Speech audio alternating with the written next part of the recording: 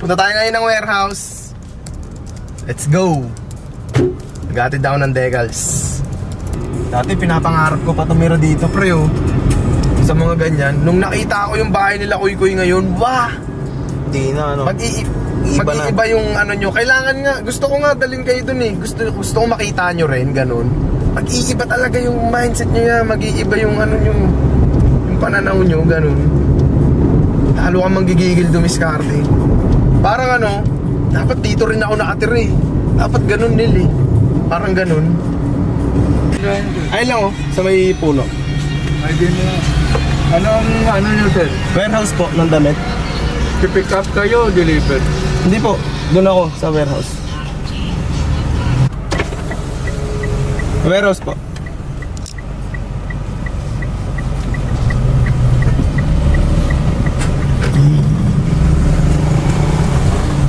Salamat. So, nandito na tayo sa aming warehouse. Pag pumupunta talaga ako sa warehouse, ang mission ko lang maghatid ng stocks o kumuha ng stocks. Kaso biglang napapagastos sa lagi. Oh my God. Pero it's all good kasi ano naman yun eh, good move yun. Sabihin ko sa inyo, dapat lagi kayo nag-i-invest sa sarili nyo. Bili kayo ng pamorma, bili kayo ng sapatos, pasayahin nyo lagi yung sarili nyo. Yun ang pinaka-good investment. Kung di mo pa alam kung saan ka mag-i-invest, mag-invest ka sa sarili mo.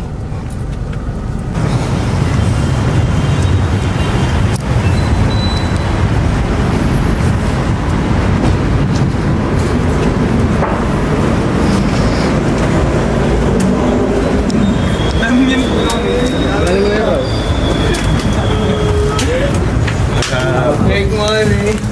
Order ni ano lang ni Aldrin. Rap no, may pera. Greeting send. Yan lagi yung greatest lagi sa akin. Pre, pera. Ano yun? Ano ba ito isa? Ako, gray ako dong. Ay, cut off na. Cut off na.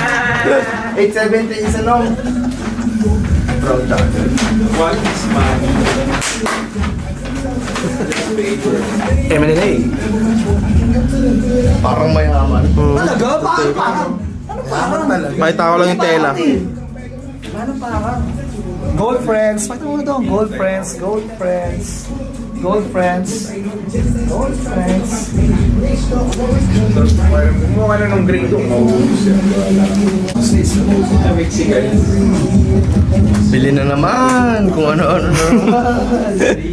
Wala naman sa plano ang gumastos.